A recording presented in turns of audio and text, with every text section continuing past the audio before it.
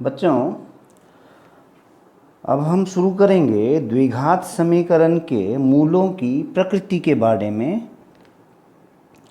द्विघात समीकरण के मूल, सबसे पहले तो ये हमने पढ़ा था।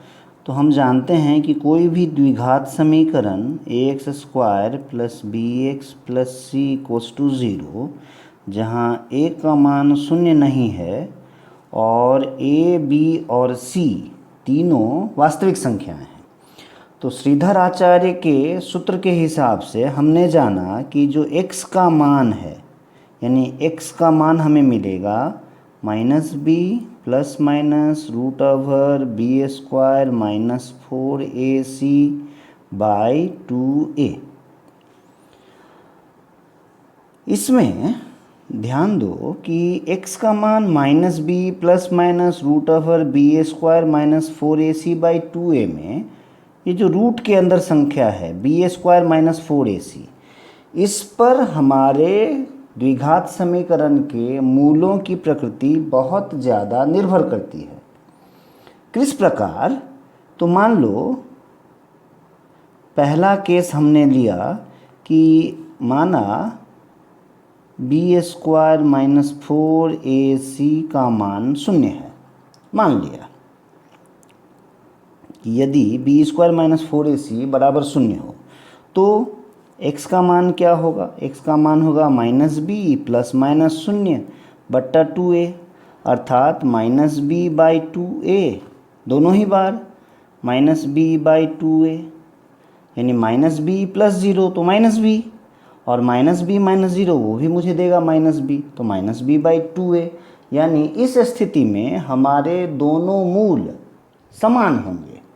इस स्थिति में हमारे समीकरण, द्विघात समीकरण के दोनों मूल समान होंगे यदि b² - 4ac का मान शून्य हो।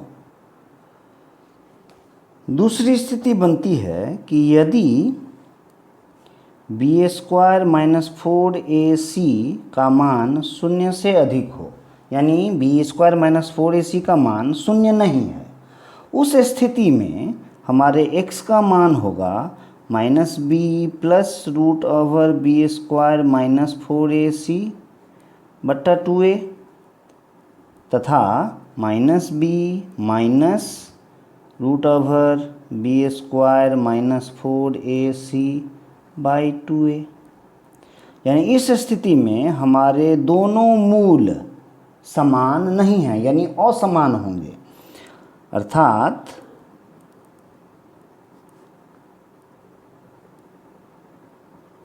समीकरण के दोनों मूल असमान होंगे।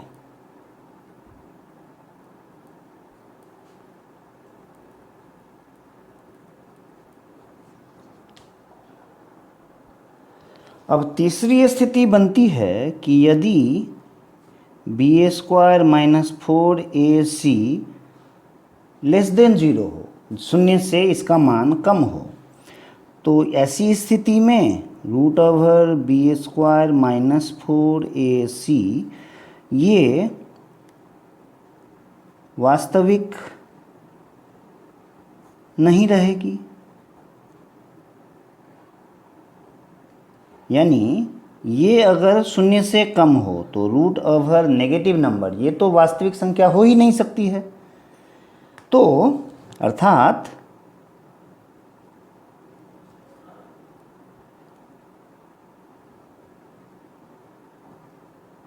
समीकरण के मूल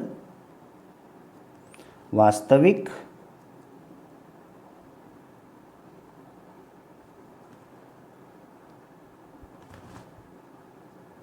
नहीं होंगे।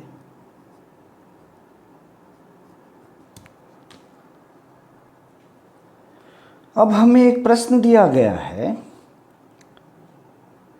3x² + x - 1 = 0, और एक दूसरा प्रश्न है 4x² - 4x + 1। इन दोनों द्विघात समीकरण के मूलों की प्रकृति हमें ज्ञात करनी है। कैसे करेंगे? तो देखो, इसको अगर हम हल करें तो समीकरण है 3x² plus x minus 1 equals to 0। इस समीकरण में a का मान कितना है? a का मान है 3, b का मान 1 और c का मान -1। इसीलिए b² माइनस 4ac इसका मान कितना होगा? इसका मान होगा 1 का स्क्वायर माइनस 4, a का मान 3, c का मान -1। तो 1 का स्क्वायर 1 माइनस माइनस प्लस 4 तिया 12 यानी 13। अभी ये 13 क्या है? ग्रेटर देन 0 है।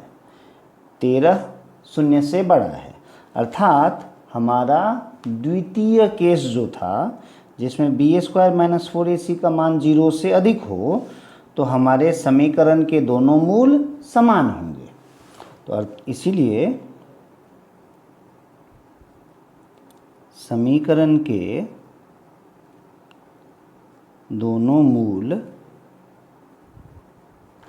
असमान होंगे।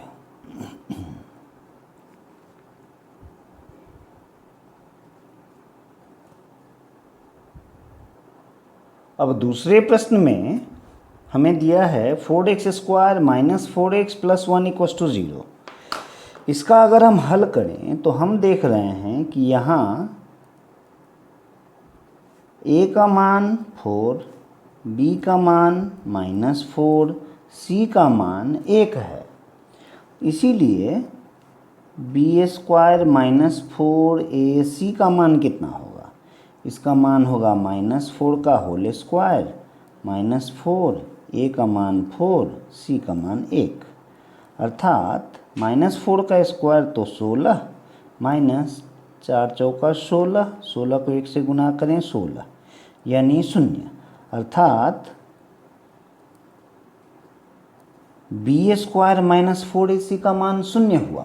तो b² माइनस 4ac बराबर अगर 0 हो तो समीकरण के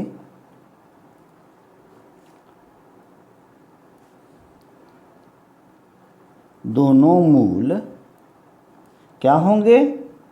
समान होंगे। और ये था हमारा पहला शर्त के अनुसार। तो यहाँ समीकरण के दोनों मूल समान हैं। अब एक प्रश्न है कि k के किस मान के लिए समीकरण 9x² प्लस 3kx प्लस 4 बराबर 0 के दोनों मूल वास्तविक और समान होंगे। चलो इसे हल करें। तो हमारा समीकरण क्या है? समीकरण दिया गया है 9x² प्लस 3kx प्लस 4 बराबर 0। यहाँ a का मान 9, b का मान 3k, c का मान 4। इसीलिए अब मुझे दिया गया है मूलों को वास्तविक और समान होने के लिए। तो हमारे समीकरण के मूल वास्तविक और समान होते हैं कब?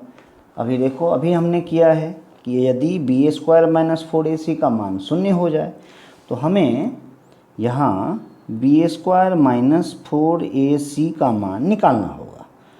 तो b² का मतलब हुआ 3k का होल स्क्वायर -4, a का मान 9, c का मान 4, यानी ये हो गया 9k² माइनस 144।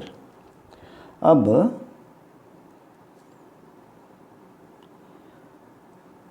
समीकरण के दोनों मूल समान हैं। इसीलिए b² माइनस 4ac का मान 0 होगा, अर्थात 9k² माइनस 144 का मान 0 होगा।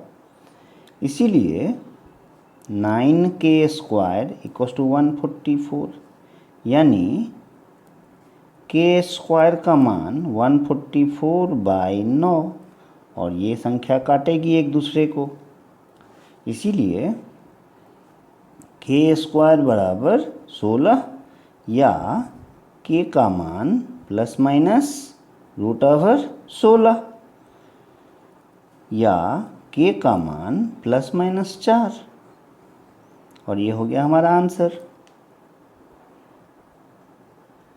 बच्चों अब देखो द्विघात समीकरण ax² plus bx plus c बराबर 0, इस द्विघात समीकरण के दोनों मूल क्या हैं? तो दोनों मूल हैं -b plus minus √b² minus 4ac बट्टा 2a, अर्थात x का एक मान होगा -b plus √b² minus 4ac by 2a, तथा x का दूसरा मान होगा -b minus √b² minus 4ac by 2a। अब यदि हमने पहले मूल को, इस मूल को हमने अल्फ़ा सोचा और दूसरे मूल को हमने बीटा माना, तो हमें अल्फ़ा प्लस बीटा कितना मिलेगा? अल्फ़ा प्लस बीटा का मान होगा -b plus √b² minus 4ac बट्टा 2a plus -b minus √b² minus 4ac बट्टा 2a। अब दोनों का लॉसव हमारा होगा 2a, तो ये हो गया -b plus √b² minus 4ac, और यहाँ होगा plus minus -b plus minus minus √b² minus 4ac। अब यहाँ प्लस और माइनस b² माइनस 4ac एक दूसरे को काटेगा, तो मुझे मिलेगा -b माइनस b यानी -2b बट्टा 2a, अर्थात -b बट्टे a। अब अल्फ़ा और बीटा क्या था? समीकरण के दोनों मूल, और ये अल्फ़ा प्लस बीटा मुझे क्या मिला? समीकरण के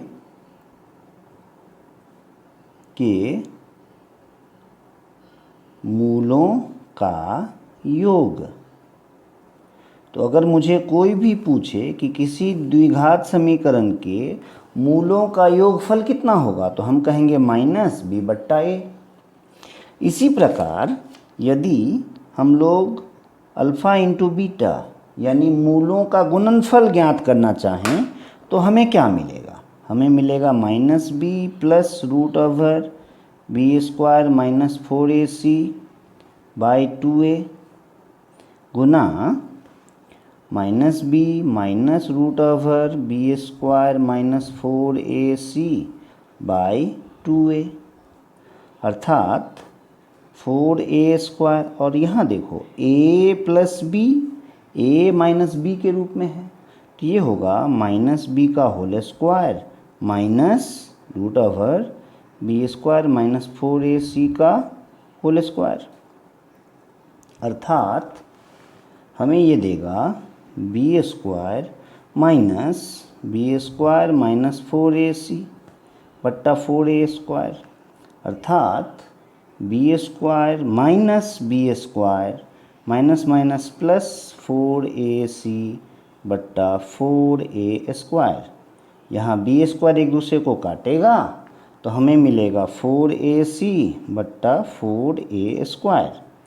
अब यहाँ ये दोनों संख्याएं एक दूसरे को काटी, तो मुझे मिला c बट्टा a, और ये c बट्टा a क्या है? ये है मूलों का गुणनफल, यानी द्विघात समीकरण के मूलों का गुणनफल होगा c बट्टा a। तो यदि मुझे किसी द्विघात समीकरण के मूलों का योग और मूलों का गुणनफल ज्ञात हो, तो द्विघात समीकरण की हम लोग रचना कर सकते हैं। द्विघात समीकरण की रचना हम लोग कर सकते हैं।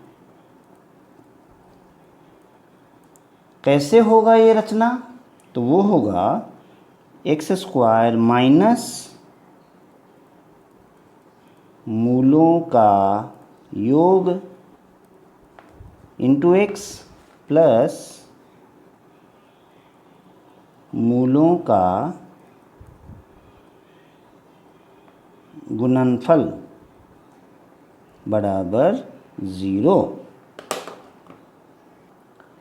इस समीकरण को बहुत ध्यान से याद रखना, परीक्षा में इस पर काफ़ी प्रश्न पूछा जा सकता है।